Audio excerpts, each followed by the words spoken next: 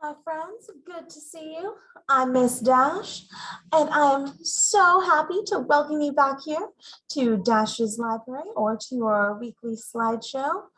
So, this week we're reading a book based on Japanese legends and folk tales, and it's called Tasty Baby Belly Buttons. I know it's a funny name, but stay with me. I think you're going to like it, okay? So, let's get started. Tasty Baby Belly Buttons by Judy Sierra, illustrated by Meilo So. Let's do it. Very pretty, right? All the illustrations. Very beautiful. Tasty Baby Belly Buttons. In Japan, long ago, many towns and villages were terrorized by a gang of oni. These oni were great hulking monsters. Some had red faces and some had green faces. They all had sharp teeth and horns on their heads, and they wore no clothes except the skins of tigers, which they wrapped tightly around their hips. The oni lived on an island called Onigashima, and from time to time they would leave their castle and travel around Japan, kidnapping children in order to find their favorite treat. Belly button. In one village lived an old woman and an old man who had no children. If only I had a child, sighed the old woman. I would teach her how to cook the best millet dumplings in Japan. The old woman was a very good cook. If only I had a child, said the old man, I could teach him to protect people who are weak and helpless. In his youth, the man had been a warrior. One morning, as the old woman was washing clothes in the river, a melon came floating along. Sunbara, Sunbara.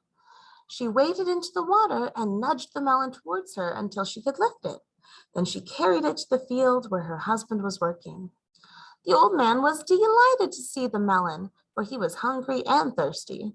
He was just getting ready to cut it open when he heard a crying noise, boro boro, coming from inside. He and his wife pulled the melon open with their hands, and in the center they beheld a tiny, perfect baby girl.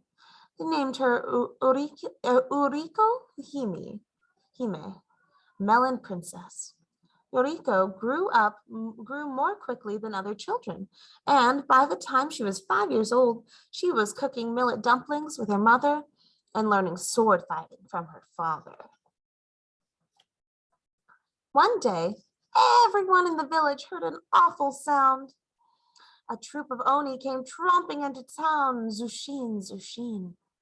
They grabbed all the little babies they could find and put them into their cart, and no one dared stop them because they were so big and so strong. As they wheeled the cart away, they shouted, belly buttons, tasty baby belly buttons. But the oni did not take Oriko. Perhaps this was because she was born from a melon and did not have a belly button. Oriko was furious at what the oni had done. Father, make me a sword, she commanded. Mother, help me cook a big batch of millet dumplings. I am going to Onigashima to rescue the babies. Her parents were afraid for their little daughter, but at last they agreed that she could go, so long as she took the dog with her. The next morning, Uriko set out, wearing a shiny new sword at her side and carrying a heavy sack of millet dumplings on her back. She and the dog marched along the path together, tontoko, tontoko. Suddenly, they heard a terrific whirring sound. A pheasant flew down and blocked their way, calling, Ken, Ken, Ken, Ken. I smell millet dumplings. We are going to Onigashima to rescue the babies, said Uriko, and we could use a brave companion. If you will join us, we will share our dumplings with you. She tossed a dumpling to the bird, who swallowed it in one gulp. Yes, said the pheasant, I will join you. And so Uriko and the dog and the pheasant marched along the path, tontoko, tontoko. They entered a dark forest. A monkey swung down from the trees and blocked their way, showing his sharp teeth and chattering, "Kya, kya, kya, kya. I smell millet dumplings. We are on our way to Onigashima to rescue the babies, said Uriko. And if you will come with us, we will share our millet dumplings with you. She tossed a dumpling to the monkey, and he ate it greedily. Wonderful, he cried. This millet dumpling makes me feel stronger than 10 monkeys. Let's go. Soon they reached the seaside, where they found a boat and sailed to the rocky shores of Onigashima. They saw a castle on a cliff high above them, and in the distance they could hear, belly buttons, tasty baby belly buttons. The four companions followed a steep path to the top of the cliff. They walked boldly up to the castle gate and knocked, dun dun. The door creaked open, and they looked up at the hairy knees, the huge belly, and the green face and the sharp horns of the chief Oni. But the girl and the dog and the pheasant and the monkey were so small that the chief Oni did not see them at all. Quickly, they ran between his legs and were inside the castle. In the center of the courtyard sat all the babies, tied up together, crying so sadly, boro, boro, boro, boro. 3 green Oni and 3 red Oni danced around the babies, singing, belly buttons, tasty baby belly buttons. I command you to give the babies to us, shouted Uriko. The Oni stopped dancing.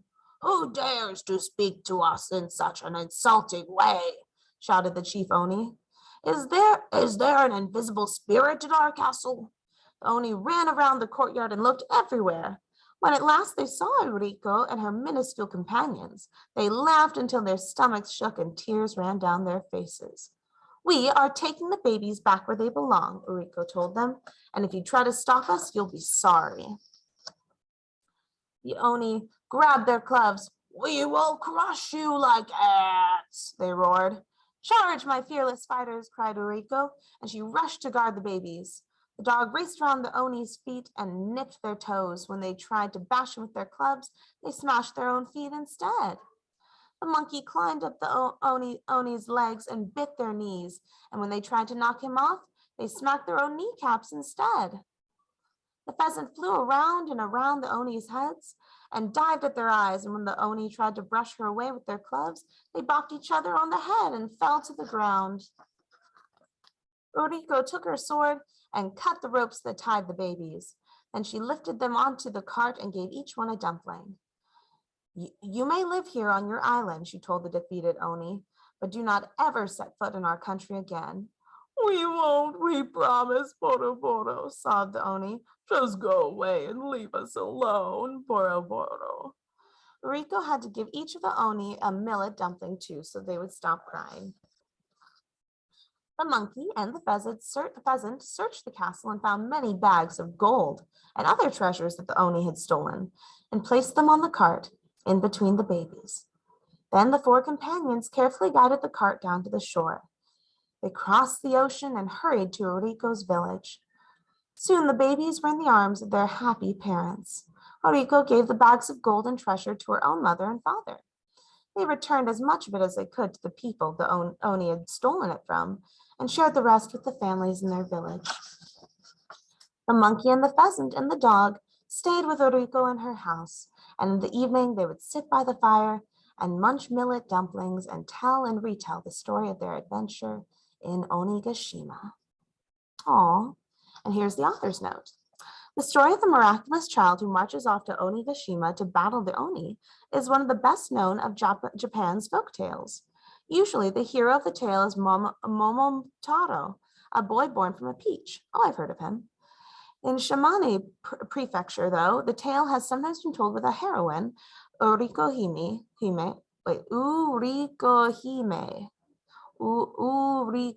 for short, Uriko. So I was saying it kind of okay. The Melon Princess. This retelling is based on 2 orally collected tales that were first published in the Japanese folklore journal Mukashibanashi Kenkyu. I've added details from similar folk tales and from Japanese folk beliefs. Oni are creatures of folklore, much like the ogres and giants of other cultures. According to oral tradition, Oni had insatiable appetites for human navels, that's belly buttons, and would kidnap people in order to get this delicacy. Even now, adults jokingly warn young children to cover their belly buttons, lest an Oni come and munch them. Certain words in this story, such as boroboro, zushin, zushin, are part of the vocabulary of traditional Japanese storytellers, like fee, fi, fo, fum, and tales of English giants. And that is the end. Well, I hope you all enjoyed Tasty Baby Belly Buttons. I know I did. It was a very fun, sweet story. And I hope to see you again. And leave some comments or come by my library. Tell me what you thought of the book. Yeah, have a great day. Bye, friends.